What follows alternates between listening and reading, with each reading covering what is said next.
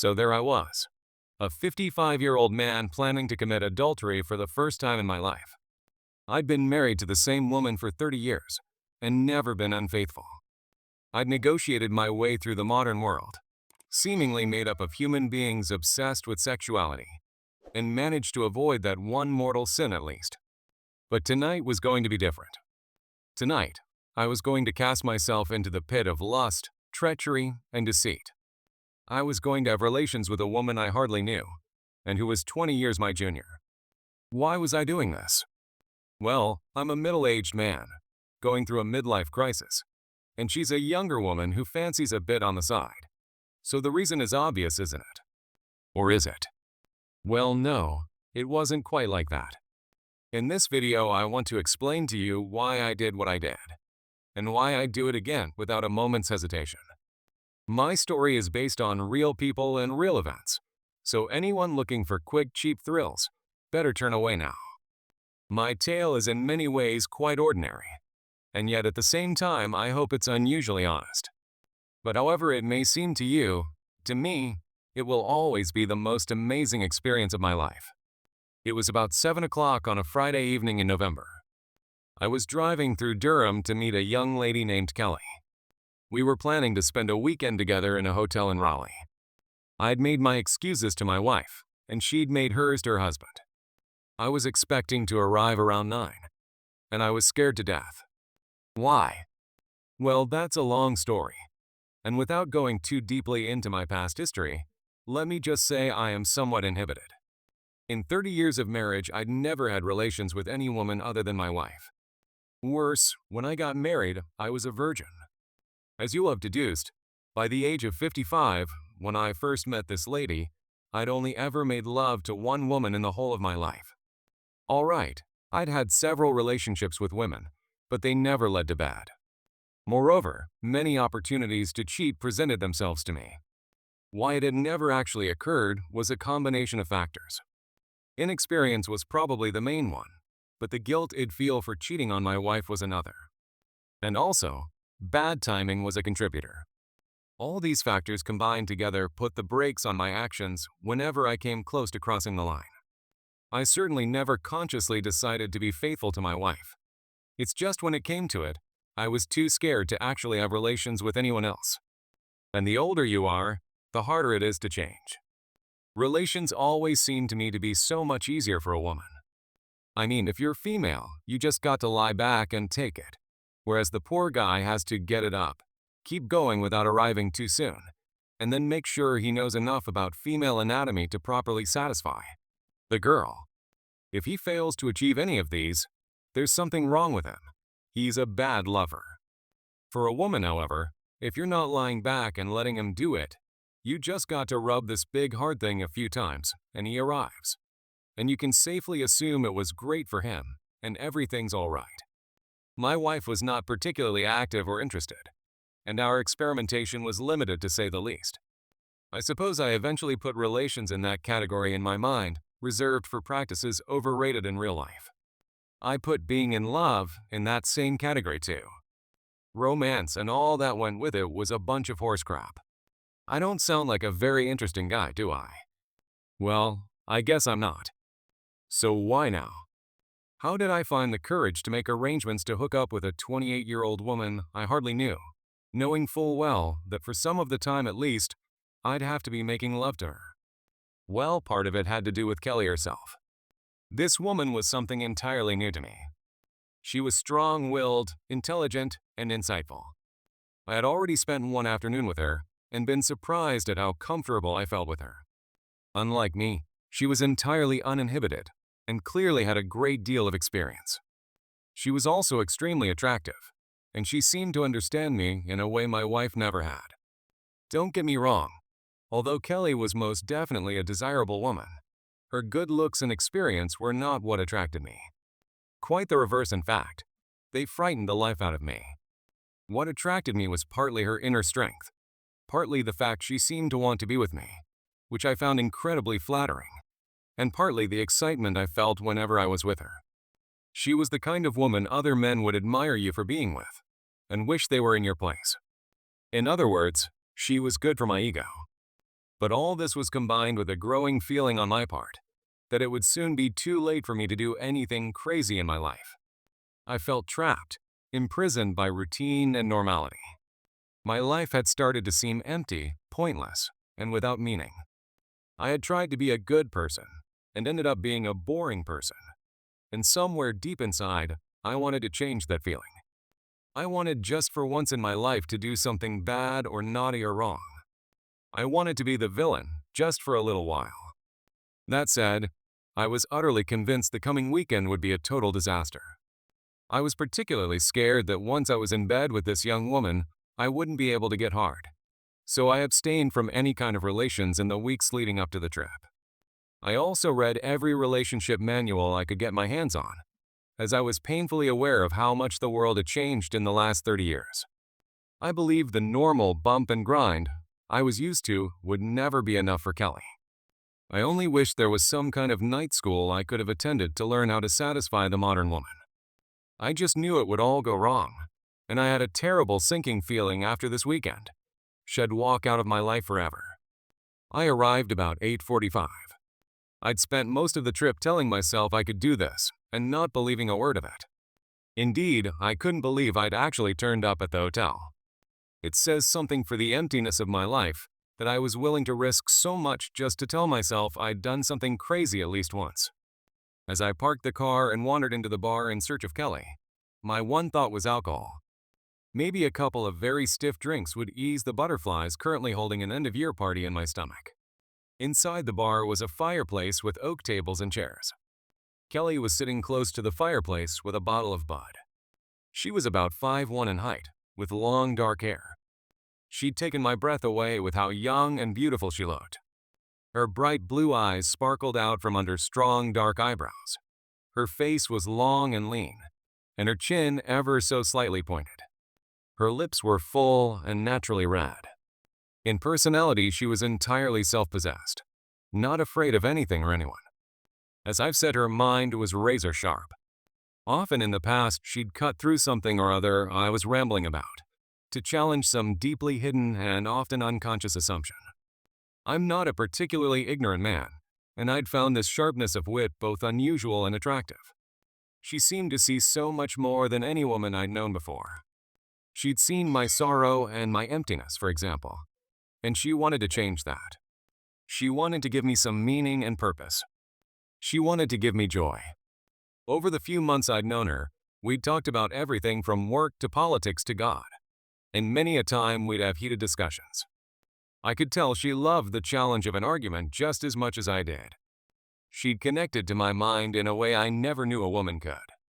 I would love to have been her friend, but with men and women it never seems to stay that way. Also, as I said, she was a smoking hot, and she clearly wanted to bed me. As I wandered up to her table, she suddenly saw me and gave me a broad, relieved, and at the same time conspiratorial smile. "You made it then?" she said, in a voice that was both sarcastic and welcoming at the same time. I grinned, feeling anything but relieved. It wouldn't have worried me if she'd not been there. "Have you checked the room?" I asked. "No, thought I'd wait for you. If that's okay." "Yes, fine," I murmured. "I'll get a whiskey and chill out for a moment, I think." We sat around the fire and chatted while I tried to calm my nerves with a double of Jack Daniels. Kelley briefly apologized that she wasn't made up, explaining in soft tones how anything more would have made her husband suspicious. I knew how unself-conscious she was, never seeming to worry about how she looked, so I just dismissed the issue casually. That's not to say she never dressed feminine, far from it. She's the only woman I ever knew who wore stockings to work, although I never realized this in the early days. She didn't wear stockings just for the men, though. I think she was an instinctively attractive woman, and she wore them as much for the way it made her feel as she did for the effect it may have had on anyone who noticed. I was quite content, sitting there and talking. Anything to put off going upstairs. After about half an hour, however, Kelley indicated she wanted to make a move. Reluctantly, I got up and went with Kelley to our room. We walked in, and I stood for a moment looking at the double bed. There was a small light shining above the bed, and I guess you could say it looked cozy and inviting. That was not how I was feeling, however. To me, the bed looked scary. After all, it represented the main challenge of the weekend. It seemed to me like a pit of burning coals, which very soon I was going to have to walk over barefooted. I didn't feel in the slightest bit aroused, and a small, dark voice in the back of my mind was repeatedly asking me how I expected to get hard in this environment. But it was too late now, and I knew it. I'd done all the preparatory work I could, and I was in God's hands now, which, considering I was committing adultery, was not the most reassuring thought. We unpacked the suitcases, and Kelley decided she needed a bath. I'd been on a diet for the last month to try to reduce the spare tire I was carrying, and in fact it wasn't too bad.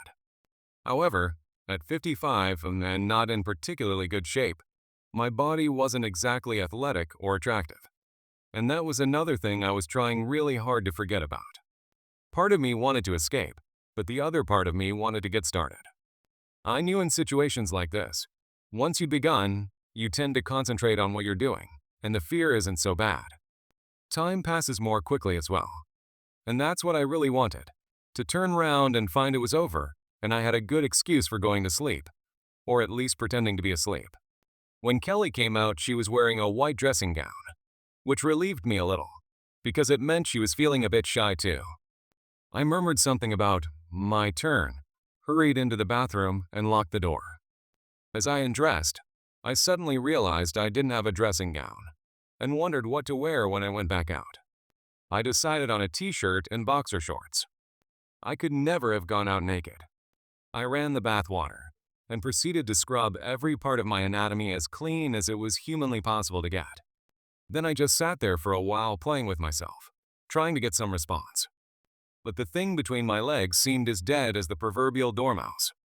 "Oh God," I whispered to myself. "What am I doing here?" Eventually I knew I could put it off no longer, and I opened the bathroom door and stepped out. Kelley was in bed, the cover pulled up to her chin. I pottered for a moment, putting away my clothes and bath gear, and then I turned and approached the bed. She smiled at me, a warm and really caring smile, and as I made to get in beside her, she pulled the cover back in a wide sweeping motion. For a second, I just stood there looking down at her. She was curled up below me, wearing a pair of panties and a red low-cut bra with a broad cleavage. Her breasts, neither small nor large, looked both desirable and scary. It was a long time since I'd seen another woman's body so close, and this body seemed small and petite and very beautiful. It was the kind of moment that makes you gulp. "Oh, my God," I whispered slowly and with real feeling. Strange, but those words seemed to break the ice. She laughed, and I slipped in beside her and took her in my arms. I don't really know what I expected. All women are different after all. But whatever I'd expected, the reality of the experience was as different as it's possible to be. We kissed, slowly and gently, and before I really knew what was happening, I found I was starting to relax. At first, I'd begun by going through the old routine. Start slow, kiss her tenderly, take off her bra. I wasn't hard, but I was frantically hoping that following traditional steps would have the desired effect. However, she seemed quickly aware of the mechanicality of what I was doing and stopped me. It wasn't obvious, and it didn't come across as a criticism, but she turned me round on my back and gently indicated we should slow down. At this point, my memory becomes a little uncertain and confused. I remember how she kissed my face, my cheeks, my eyebrows, and my lips. Her hands lifted my t-shirt, and her lips explored my chest. She was surprisingly soft and tender, and both her touch and her kiss were unexpectedly sensual. She lowered my shorts and whispered that there was nothing wrong with my body. I'd been pretty self-critical about my figure in the past, telling her how ugly I was. I suppose I was afraid she'd be disappointed when she saw me. Very slowly and very gently, she touched my manhood, which had begun to grow. She murmured some words of praise, which surprised me, and she lowered her head and gave it attention. I was a bit nervous about her taking me, because my wife only did it a handful of times years ago. As she engulfed me, I instinctively crouched backward slightly, as if trying to withdraw. After a moment, she lifted her head up, leaned over, and whispered into my ear. Stop defending yourself. I'm not going to hurt you. I felt a sense of embarrassment, knowing how clearly my inexperience was showing. And for a moment, all the old fears welled up. And of course, I immediately began to deflate. For a moment, I felt like that was the end, and it would all be downhill to disaster from here. But she laughed and kissed me again, softly and sweetly. As she held my flaccidness, she began to nibble my ear and kiss my face. Her hand was gentle on me. It felt warm and loving. And to my surprise, I began to grow again. As I did so, she slipped her head back down under the cover. The sensation of her giving me attention was unlike anything I'd ever experienced before. Her tongue was a velvet brush, gently sweeping and caressing me. She worked on me so sensitively and so skillfully that my firmness quickly turned to a genuine hardness. She was right. She wasn't hurting me. She was arousing my passion and giving me sensations that were totally new and unbelievable. I suppose it was her skill derived from experience. She understood the male anatomy far better than my wife, and she was working hard to make what she was doing a genuinely erotic experience. But it wasn't just her skill that surprised me. As I slowly came to realize, she wasn't just sucking me because that's what a woman does to arouse a man.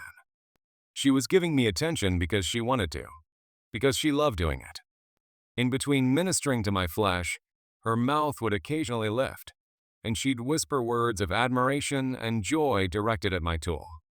I can't remember what she said exactly. I can only remember how it made me feel. Suddenly, I began to forget my fears. They just kind of faded away until I'd been transformed in a way I could never have believed possible. I'd been awakened to something wholly unique in my experience. I began to kiss her and touch her, not because I had to, or because if I did it might her on, but because I wanted to. I can only recall snatches of those moments. How exquisite her mound seemed, for example, and how I felt this desire to kiss her tips. It was so strange, but the more she seemed to respond to my efforts to pleasure her, the more I wanted to give her pleasure. Suddenly, I was in no hurry. Suddenly, I found I was enjoying taking my time. Suddenly, I wanted to feel her body under my hands and under my lips. Emboldened with a newfound confidence, I lay her back on the bed and began to explore her. She seemed to respond to every touch, every movement, with some indication of pleasure. A sigh, a moan, or just the way she lifted or turned her body to give me access to some unexplored part of her skin. I suckled at both her adornments for a long time. They seemed to me perfect in every way, and the more I took them in my mouth, the more I wanted to. Slowly, my lips and tongue descended to her smoothness. I confess I'd never been too keen on going down low, nor have I ever been good at it. But Kelley was different. Whereas before I'd never been entirely comfortable, I suddenly discovered how I was actually enjoying giving her attention in that most intimate of places. It didn't feel strange or off-putting. I was comfortable there in a way I'd never have imagined I could be. I can't really explain it. It was an entirely holistic experience, and I wanted to be there. I wanted to explore, to push deep into her glory, to uncover and gently brush her jewel, to burrow with my tongue into every fold of her flesh. It didn't seem like an effort, and I wasn't trying to reach some predetermined goal, and time itself seemed to lose its meaning. Indeed, when her body arched and her mouth cried out with joy, I didn't see that as a sign that my job was done. I wanted to continue. I was so aroused, and I soon lost count of the number of times she responded to my stimulation. As I said, it felt right, and so comfortable. Somewhere along the line, and without me quite realizing it, being with Kelley hard started to seem natural. No, it was more than that. It really truly felt like coming home. You've heard all the songs and stories about being people made for each other. It's all crap, isn't it? Well, no it isn't. I felt that way, and as the evening went on, I felt more and more that way, until I knew that I was experiencing something unique and magical, and far beyond my wildest dreams. Why was it so good? How can I explain it to you? How can I paint the picture of a feeling and an experience that even now I can hardly believe or understand? Words just aren't enough. It was in the way she curled up in my arms like a baby, in the way she sighed with pure joy at every touch, in the way she gently moaned and giggled as I kissed and nuzzled at her, in the way her eyes went glazed and distant till she looked like someone else, like a goddess or an angel. But more than anything else, it was in her unselfish consideration, giving me all she could of herself, working tirelessly to stimulate, arouse, and pleasure me, whilst at the same time losing herself in the act, and reveling in every moment of pleasure. But it was also in what she did to me. She moved my soul in a way I'd never experienced. I never even knew that part of me existed. Suddenly, I came to life and began to return to her the joy she was giving to me. My hands started to caress her skin, touching every part of her. My fingers were suddenly alive, and I could sense each gentle, delicate touch. I wanted to touch her. I needed to touch her. And I conveyed this message in the interplay between her skin and mine. I kissed her as tenderly as I knew how, and whispered words of love with every kiss and every touch. I was discovering all I had known and believed before was wrong. Sex could be a wonderful, awesome, magical experience. What is really important is the person you are with, and Kelley seemed like the home I had always been searching for. She was amazing, and with her I was suddenly nowhere near as bad as I feared. And when I finally entered her, the sense of comfort of coming home broadened and deepened until I felt like I was having a mystical experience. It was just so right. Simple as that. Just plain right. How on earth can I describe what it's like suddenly finding another human being who feels like the other half of your soul? Who fits you physically and mentally? We moved within each other as if dancing to a melody we both knew and loved. I have no clear memory of the details. All I have left now is this tune in my head, this dance of love. I could have arrived 1,000 times, but I didn't. I didn't want to lose the moment, and whenever I felt the danger of release, I slowed down and let it pass. We enjoyed each other all night. It never happened to me before, and never will again.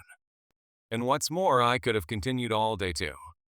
I really and genuinely, for the first time in my whole life, wanted to be with her, wanted to touch her, wanted to lie in her bed. She was so mature, so adult, so uninhibited. Her eyes took on this mystical quality. Yet, at the same time, she was so cozy and comfortable and cuddly. She took away all my fears. Indeed, she was the warm darkness at the heart of all fear. She was simply amazing. I fell in love with her that night. We tried many different positions, and somehow I didn't need instruction, even with actions and ways I'd never tried before. We became entwined until our bodies became like one. But don't go away with the impression this night was without passion or lust, because that's not true. We talked about doing things to and for each other that previously, to me at least, had seemed crude and dirty. Occasionally we'd rest and whisper to each other, mostly words of love and praise. Then we begin again, a long, slow dance of love. As I said, we made love. We didn't just grind. I never knew how different the two things are. One is just physical, and the other is physical, emotional, intellectual, and spiritual, all at the same time. We touched each other in so many dimensions and in so many ways. I genuinely believe we were both awed by the experience. You see, it wasn't just her skill that made the night what it was. It wasn't just that she was an excellent lover. I mean, she was an incredible lover. But she'd also found something in me that had ultimately surprised her almost as much as it surprised me. It wasn't just our bodies that had melded the night. It was our hearts and minds and souls. Sometimes I wonder if other people are as ignorant as me, or am I alone in being the fool who never understood? I had lived a whole lifetime and never known that all the things they say about love are true. How could I have been so blind? How could I have lived so long and never known that making love can be more than relations? Who knew that it can be passionate and perverted and lustful, and yet still at the same time be pure and clean and wondrously wholesome? I like to offer you a happy ending to my story, but life's not like that. I spent another night with Kelley, pretty much like the one I've described above. After that, moved as we both were by the experience we shared, we tried for 18 months to make it work. I left my home, my family, and all I had to be with her. Initially, she left her husband, but as she had a young daughter, in the end, she reluctantly went back. She was, as I've explained, in many ways an amazing woman, but in her personal life, she was lost, uncertain, and confused. I believe she loved me as much as I love her, but she felt she had no choice but to let go. I lost everything I had as a result of that affair. Do I regret it? Or is it better to have loved and lost? Well, in those 18 months, I lived a whole lifetime. Being genuinely in love changed my consciousness, and I saw the moon and the sky and the world around me as I'd never seen them before. Everything was so much more alive and real, and full of meaning. There was a quality or a feeling embedded in every object and every place, and I was moved to depths of appreciation and understanding that before would have seemed impossible. The old rose-colored glasses thing, I guess. I experienced the heights of joy, but also the depths of despair. I never knew it was possible to feel such pain, but that's another story. How did I feel when it was done? Well, I wrote this a couple of years ago, just after I realized it was over, but I guess it's as true now as it was then. Maybe I'm just a dirty old man who got what he deserved. I don't really know anymore. All I know for sure of is that, given the choice, I would rather die now, this minute, in her arms, than live another 1,000 years without her.